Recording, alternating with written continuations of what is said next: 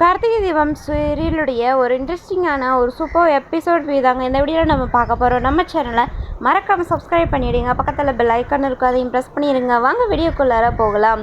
நம்ம கார்த்திக் பார்த்திங்கன்னா வந்துட்டு ஒர்க் விஷயமா வெளியில் போயிடறாரு, கம்பெனிக்கு வந்து போயிடறாரு. வீட்டில் வந்துட்டு நம்ம தீபாவை வந்து ஒரு பிளான் பண்ணுறாங்க. மீனாட்சி அக்காவுடைய லைஃப்பை மறுபடியும் நம்ம எப்படியாவது மீட்டு கொண்டு வரணும், அவங்க பழைய லைஃப்பை. ஸோ இந்த ரியா எப்படியாச்சும் வீட்டை விட்டு துரத்திட்டு அப்படின்னு சொல்லி யோசிக்கிறாங்க. அப்போது நம்ம ரியா பார்த்திங்கன்னா வந்து தீபா கால் பேசிக்கிட்டு இருக்காங்க ஃபோனில். அப்போது யார் அது அப்படின்னு பார்த்தா ரியாவுடைய ஹஸ்பண்ட், அதாவது எக்ஸ் ஹஸ்பண்ட் இருக்கார்லையே, அவர்கிட்ட பேசிக்கிட்டு இருக்காங்க. ஒரு இடத்துக்கு வாங்க, அவங்கக்கிட்ட அவங்கள வந்து மீட் பண்ணோம், அவங்கக்கிட்ட சில முக்கியமான விஷயங்களாக பேசணும் அப்படின்னு சொல்லிட்டு கால் பண்ணி பேசிக்கிட்டு இருக்காங்க. அதை ரியா வந்து ஒட்டு கேட்டுட்டு அந்த இடத்துக்கு வந்து போயிடுறாங்க. அதுக்கப்புறம் மறுபடியும் கால் பண்ணி அவங்கக்கிட்ட பேசுகிறாங்க. நான் சொன்ன இடத்துக்கு நீங்கள் வர வேண்டாம், நேராக வீட்டுக்கே வந்துடுங்க அப்படின்னு சொல்கிறாங்க. அப்போ வந்து ரியா அந்த இடத்துக்கு போயிட்டு ஒரு அடியாளோட வெயிட் பண்ணிக்கிட்டு இருக்காங்க, அவங்கள போட்டு தள்ளுறதுக்காக. ஆனால் ரியா நினச்ச மாதிரி அங்கே எதுவுமே வந்து நடக்க போகிறதில்ல. ஏன்னா நம்ம தீபா வந்து ஒரு பிளான் பண்ணி அவரை வீட்டுக்கு வர வச்சுறாங்க. வீட்டுக்கு வந்ததுக்கப்புறம் காலிங் பெல் அடித்து வீட்டில் யாராவது இருக்கீங்களா அப்படின்னு சொல்லி கேட்குறாங்க. அப்போது ஆனந்த் வந்து வீட்டில் தான் இருக்கார். வீட்டில் இருந்து வந்து பார்க்குறாங்க, வெளியில் அவர் நின்றுக்கிட்டு இருக்காரு. நீங்கள் தான் ஆனந்தா அப்படின்னு சொல்லி கேட்குறாங்க. ஆமாம் அப்படின்றாங்க. அப்போ உங்ககிட்ட கொஞ்சம் தனியாக பேசணும் அப்படின்றாங்க. நீங்கள் யாருன்னு எனக்கு தெரியாது, என்கிட்ட என்ன நீங்கள் தனியாக பேசணும் அப்படிங்கிறாங்க. நான் வந்து ரியாவுடைய எக்ஸ் ஹஸ்பண்ட் அப்படின்னு சொன்ன உடனே பயங்கர ஷாக்கிங் ஆகிடுறாரு.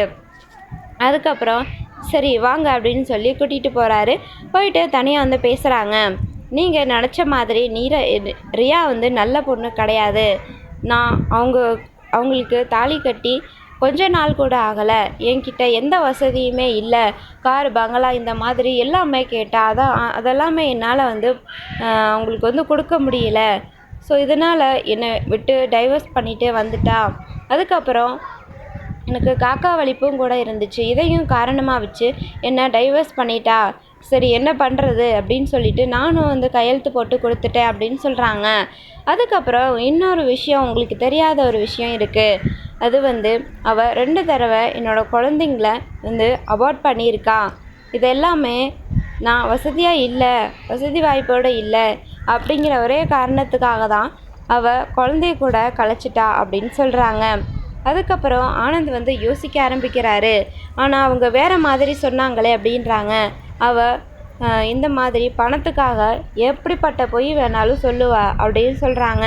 நீங்கள் அவளை நம்பி ஏமாந்துடாதீங்க சார் அப்படின்றாங்க. அதுக்கப்புறம் தீபா வந்து எல்லா விஷயத்தையும் சொல்கிறாங்க. ஆமாம், இவர் சொன்ன எல்லா விஷயமே உண்மைதான் அப்படின்னு சொல்லிட்டு ஆனந்த்கிட்ட எடுத்து சொல்லிக்கிட்டு இருக்காங்க. அதுக்கப்புறம் ஆனந்த் வந்து யோசிக்க ஆரம்பிக்கிறாரு. இந்த பக்கம் ரியா வந்துட்டு அவங்க எக்ஸ் ஹஸ்பண்டை போட்டு தள்ளுறதுக்காக வெளியில் போயிருப்பாங்க. ஆனால் அவர் இங்கே வந்து ஒரு ஏமாற்றத்தோட வீட்டுக்கு வருவாங்க. வந்து பார்த்தா அவங்களும் ஆப்போசிட்டில் போகிறாங்க. ரியாவும் வராங்க கார்லேருந்து இறங்கி. என்னடா இது, இவன் நம்ம வீட்டுக்குள்ளே இருந்து போகிறானே அப்படின்னு சொல்லிட்டு. அப்போது 2 பேரும் ஒருத்தர் பார்த்துட்டு அங்கேருந்து வந்து அவர் கிளம்பிடுறாரு. இதுக்கப்புறம் ஆனந்த் வந்து என்ன முடிவெடுக்க போகிறாரு? ரியாவை வீட்டை விட்டு துரத்துவாங்களாம், இல்லை இவங்க எல்லாம் சொன்னதெல்லாம் போய் அப்படின்னு சொல்லி ரியா ட்ராமா பண்ணி இந்த வீட்டிலே இருந்துருவாங்களா அப்படிங்கிறத நம்ம வெயிட் பண்ணி பார்க்கலாம். தேங்க்ஸ் ஃபார் வாட்சிங்.